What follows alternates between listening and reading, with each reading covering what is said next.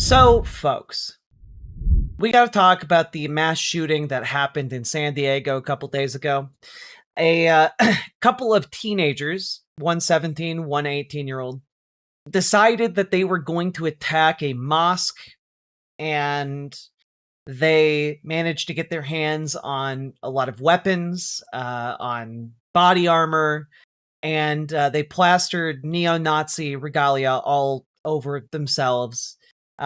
Their weapons had hate messages etched into them, and their plan was to storm into this mosque that was attached to a school, and at the time of their attack had around 140 children inside. They deliberately staged this and planned it along the lines of the infamous mosque shooting in New Zealand, and it genuinely could have been one of the worst mass shooting events. Yeah, the Christchurch massacre. It could have been one of the worst mass shooting events in U.S. history, but luckily, as they emerged from their car and began storming the mosque, a security guard pulled a weapon and fired, hitting one of them, and the security guard was killed in the attack. And as the two teenagers entered the building, they were live streaming all of this, by the way, so don't go looking too deep on the internet because you will find the live stream footage of all of this happening. I'm, for obvious reasons, not going to play any of it. As they charged into the building, two men inside the mosque deliberately attracted their attention and ran out into the parking lot while on the phone with police. And the attackers, instead of continuing on into the mosque, chased these two men into the parking lot and killed them both. At which point, they felt cornered and they ran back to their vehicle. And in the vehicle, there is, again, they continued live streaming through all of this. One of them begs the other to kill him, and he does, and then kills himself. It's incredibly heartbreaking, but each and every one of those men at that mosque acted with extreme amounts of courage and managed to save 140 children. One of them, his wife, worked as a teacher for those children and saved his wife in the process. I mean, it is heartbreaking, right? You know, Maya, a 7th grader whose mother gave her permission to speak to the media, said she knew the 3 victims from family gatherings and from Ramadan when she would see them every day. He sacrificed his life to save everyone else's. It's just a heartbreaking event. It's a heartbreaking story, and it's shocking in its brutality. It leads, of course, to the obvious question, why did this happen? Why did this happen? Now, investigators have recovered a manifesto. The text of it is circulating online. And it's pretty obvious to me that this happened because they were far-right nihilists, you know, disillusioned with the world, hopeless, and believing that their actions would spark a great race war. And it's insane gibberish, but it's the kind of insane gibberish that you recognize. Like, if you've existed in examining far-right spaces for as long as I have, like, the pattern is undeniable, right? Like, it's not just that the rhetoric mimics what you would see on, like, far-right image boards or extremist websites, but it mimics what you hear from mainstream conservative media, what you would consider mainstream conservative media. It mimics what you would hear from basically any conservative troll in any live stream chat. Like we've seen, like I've been streaming tonight for about almost 5 hours, and I've seen people in chat, they usually get quickly banned, but drop rhetoric similar to the rhetoric used by those boys in their manifesto. And I mean, it's not subtle, you know? These subjects did not discriminate in who they hated, said Mark Ramilli, special agent in charge of the FBI's San Diego field office, at a press conference Tuesday. The document, reviewed by CBS News, opens with an anti-Semitic diatribe repeating the phrase, "It's the Jews." It also calls for a violent race war and references accelerationism. And, again, race war etched into one of the handguns. This is apparently one of the images from the manifesto itself. Accelerate your hate, misanthropist cell. And, obviously Nazi imagery right there.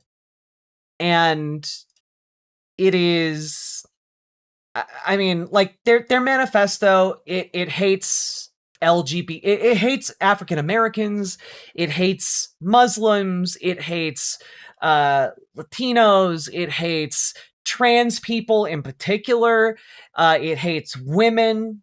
Like, these are effectively incels who, in their manifesto, by the way, complain about how they don't have success with women because they're short, It talks about how they saw the Christchurch shooter as their father. And all of the rhetoric, if you've been online long enough, you've seen before. You've heard it from Steven Crowder. You've seen it in internet comments. You've seen it on different forums. You've seen it from, like, even folks like Ben Shapiro at times, right?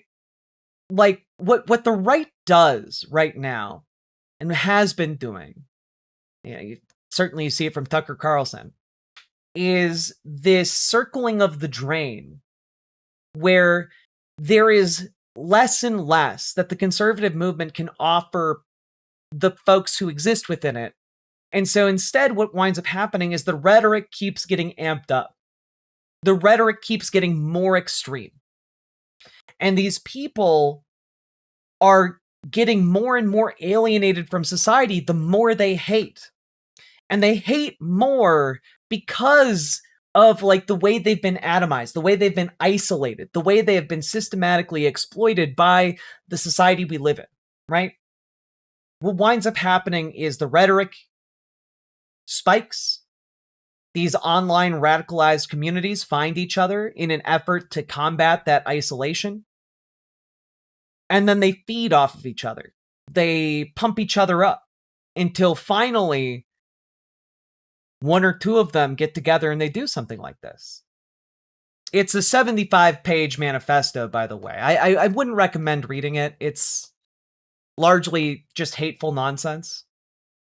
I mean, even the New York Times gets it right here, too. Like, this is a crime made for and by the internet, but it is also oversimplified, right? Because this isn't just a crime made for the internet and by the internet, right? The internet is just a vehicle for this crime, right?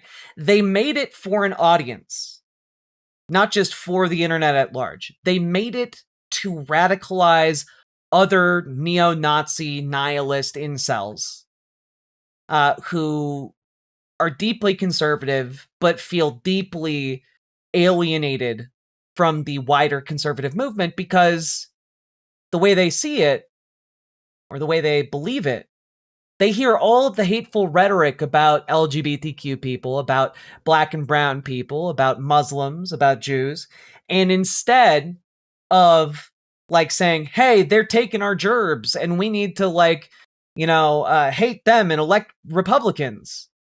Instead, they're saying, well, we hate them and so we should kill them, right? It's the next radicalizing step. And in this case, the last radicalizing step. And the trick that Republicans have done is that they have tried to radicalize their base to such a degree that a not insignificant number of these folks exist, right? That more are made. And I wanted to talk about this because what's very clear to me, this is just what the fascist death cult looks like, right? They're kitted out as neo-Nazis. They are ostensibly carrying out this attack to propagate a wider movement to kill all Jewish people, gay people, trans people, Hispanic people, black people, etc., to create that white nationalist Christian utopia that they believe in, you know? They view themselves as martyrs to this cause. And so this is what the end state of this fascist belief system leads to. This is what Donald Trump seeks to put into his followers, to put into the MAGA movement. The desire and the willingness to die for the cause, the willingness to kill for the cause, the belief that is unshaking that killing and dying for it is for the greater good, that you are a hero for being used in this way. I mean, it's hard to deny that what's happening right now is the formation of a kind of political vanguard for Donald Trump to radicalize folks to the point that they are willing to live and die at the word of this man. The Nazis are all aligned with Donald Trump. If Donald Trump were to try and seize power, the Nazi militias would, if they felt it was beneficial to them, fight for him. You know, this is proof of that. You have elements of like, you have the slush fund being created to financially reward this type of fanaticism. You have the pardons that are meant to allow this type of fanaticism off the hook. It is, well, but far-right guys like Nick Fuentes can't stand Trump because Trump doesn't go far enough in their eyes. That's the problem with Trump for folks like Nick Fuentes. But the other neo-Nazis who have gone so far right, have become such black-pilled individuals, you know, they throw down their lives because they think by trying to kill minorities and dying for the cause, they're going to precipitate some wider action that will force Donald Trump's hand. You know, like that's why they're doing what they're doing. Yeah, I don't think in this case it will work, but you know, that's what the deranged notions of a far-right incel who's willing to die for an imagined cause of white supremacy. Like, that's what they are willing to do. That's what they believe. Yeah, it's why they talk about accelerationism in their manifesto, because they believe that by precipitating this conflict, they can force to come about a set of conditions that will make it impossible for conservatives not to seize power. This is fascism. Also, worth noting that one of the big conspiracies around this shooting that I'm sure will start popping up in more conservative circles as time goes by, one of the big conspiracies is that they were trans, and there's literally no evidence of that. And even the people who are saying that are basically saying, I made it the fuck up. But I'm going to read a quote from their manifesto about trans people. It does include a couple slurs for trans people. For the T slurs, you disgust me. You are nothing short of completely deranged and mentally ill, trying to force your delusion to become our reality. The degeneracy that the F slurs indulge in are multiplied tenfold with you. Your whole existence, the majority of the time, is a porn addiction that went too far and became your personality. In so many instances with both gays and especially transgenders, they end up being child molesters and pedophiles, even going as far as adopting young kids since they typically cannot have their own and putting them through the hell of having them as parents or even sexually abusing them. Not to mention the adverse harmful effects of a child missing either a mother or father. The spread of LGBT ideology has caused the dramatic increase in its members, mostly among the youth who would have never in a million years considered it if they hadn't been exposed to it. It's about time we start treating it as it is, degeneracy. You'll never be a real woman. You'll never be a real man. There's no such thing as non-binary or any other arbitrary pronouns. So to you, I say this: follow your statistic and tie that noose and kick the chair, F-slur. You know, ironically, they were the ones who took their own lives. Yeah, seems like a bit of projection there, mate. Exactly. But I read that to you guys to make sure that I want to put to bed this idea that they did this because they were secretly trans. They're not. They hated trans people. It's part of why they did this. But also, it's worth noting, and many of you who've been watching tonight's stream for, the past couple hours can attest, this is not different from the rhetoric directed at trans people by randos on the internet on a daily basis. I get comments like this all the time. Whether comments directly on my YouTube channel, in my DMs, in my email, in the chats. The mod team does a bang up job, taking out the trash. Don't get me wrong. But this is exactly the same rhetoric used by the people who support Donald Trump, who come in here day after day, And the point I'm making here is that this is the same rhetoric, in fact, that MAGA folks utilize. It's the same rhetoric because these guys believe in the same fascist ideas as the rest of MAGA. What I'm getting at is that fascism is a death cult, and this mass shooting, or attempted mass shooting, is the result of MAGA radicalization. Trump's still a better option than Kamala. I mean, the people who aren't alive anymore, due to the fact that they got radicalized by the MAGA movement, probably disagree. You will, even as I talk about this mass shooting, there's still Trump fans who come in here and they're like, well, even if we did cause the radicalization, Kamala was still worse. And it's crazy to say that in the aftermath of a mass shooting, in the aftermath of an attempted mass murder of 140 children by other children. It's telling, right? It's a telling position. And I wanted to talk a little bit about this because it made me incredibly angry, right? Which is this portion of a BBC article on the shooting. Speaking to reporters at the White House on Tuesday, U.S. Vice President J.D. Vance called the shooting reprehensible and encouraged Americans to pray for everyone involved. We don't want that to happen in our country, and may God rest the souls of the people who lost their lives, he said. Vance also said his wife, Usha Vance, who was born and raised in San Diego, absolutely would have known people who frequented the mosque, and that he and the second lady often eat at a nearby restaurant when they visit her family. Political violence, wherever it comes from, is unacceptable in the United States of America. Let's talk with one another, not shoot each other when we disagree. Donald Trump couldn't be bothered to say anything about this attempted mass shooting, of course. But this is all incredibly rich when it comes to J.D. Vance, right? Here's J.D. Vance talking about a young Republican scandal. Specifically, the young Republicans who were caught sharing messages about how much they loved Hitler.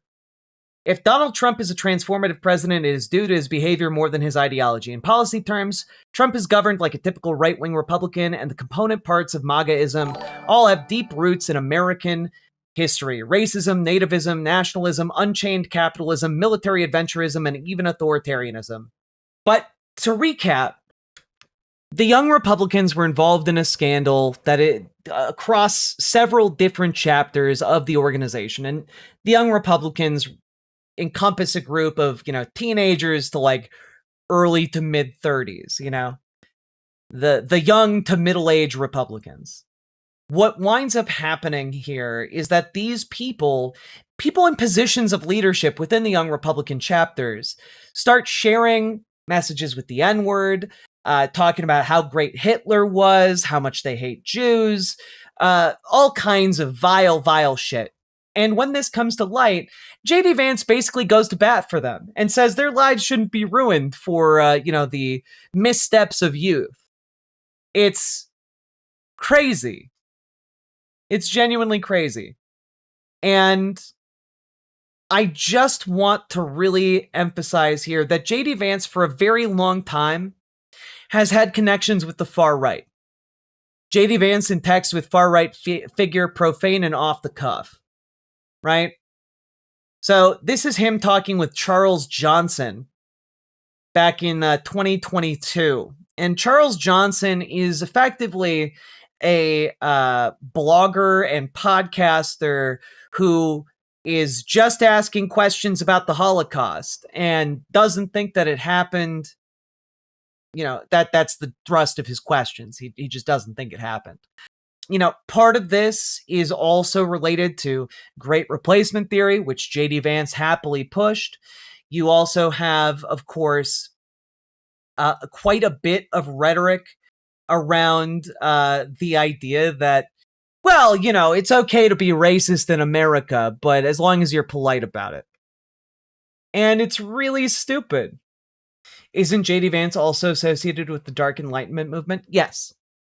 Yeah. I mean, basically, this guy runs cover for Nazis all the time. And that isn't even beginning to touch on the fact that J.D. Vance routinely retweets neo-Nazis on Twitter. He follows neo-Nazis on Twitter. People who talk about white nationalist ideas on Twitter. He is an out-and-out bigot. And he aligns very neatly with the kind of rhetoric found within the mass shooting manifesto in this particular case with the San Diego mosque shooting. There's no daylight. It's the same shit, just repackaged. The only difference is that those teenage boys strapped on military vests and picked up guns to try and kill the same people that J.D. Vance is all too happy to hate on in his private time.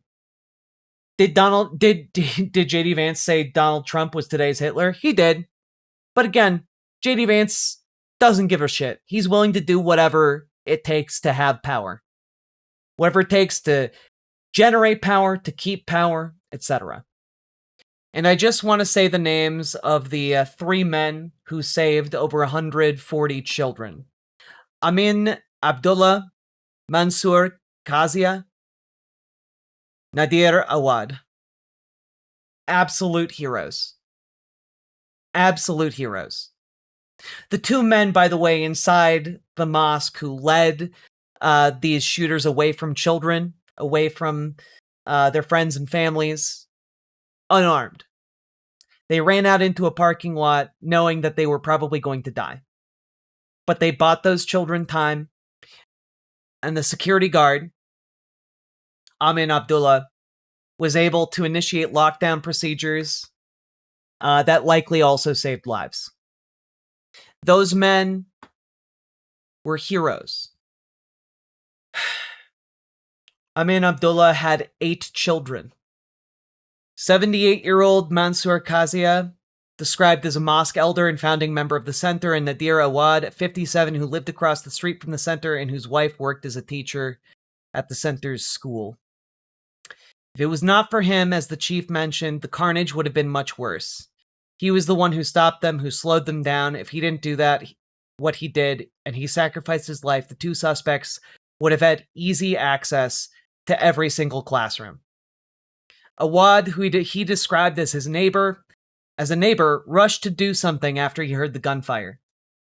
These are people who heard gunfire, and ran towards it, unarmed. But this is the hatred that breaks. This is what fascism is. This is the true nature of the death cult laid bare. This is what the MAGA movement is. This is what it stands for. It is the subjugation of all, demanding the death of even the subjugators themselves in the name of the glorious leader. That's what fascism is. That's what MAGA is. We can't have illusions about it anymore. This movement, if it is allowed to win and hold power, to grow roots and be allowed to stay, it will knock on every single one of our doors. It is of existential importance that we begin organizing if we haven't already begun. So join your local Dems, join your local DSA. If you need help, this community specifically has people with experience in organizing various communities, in organizing within DSA, in organizing within your local Dems. We can give you help on how to get started. We can give you advice on how to deal with the conservative elements of your local Dems and how to defeat them, how to defang them, and how to make your local Democrats more progressive, more willing to fight, more willing to go to the mat for each and every one of us within this country, because that's the kind of thing we need. We need bravery from Democrats that matches the heroes of that mosque in San Diego. The moment demands bravery, the moment demands action, the moment demands more from us than it has in the past. So join your local Dems, we'll help you. Join our Discord. Reach out to GamerG for help with your local DSA. Reach out to Dragonfly for help with your local Dems. We can help you get started. It only takes a handful of organized people to change local politics in your town, in your city, and even in your state. It takes a handful of people working together. Right now, there are hundreds of people watching this live stream. If you all got involved and started doing the work in your community of organizing, of doing door knocking, of changing policy, we could make this country measurably better, even with this size of a community. And I'm not the biggest community out there. Dragonfly, who is offering to help you organize your local Dems, has 8 years of experiencing doing just that. So, please, it's not enough to just know what's happening anymore. We have to act upon that information. So organize, organize, organize. And with all that being said, hit the like button, subscribe, leave a comment, share this around, and let's keep going.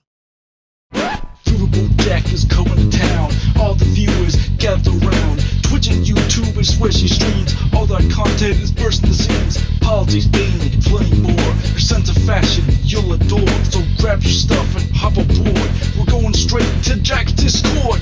Riverboat Jack.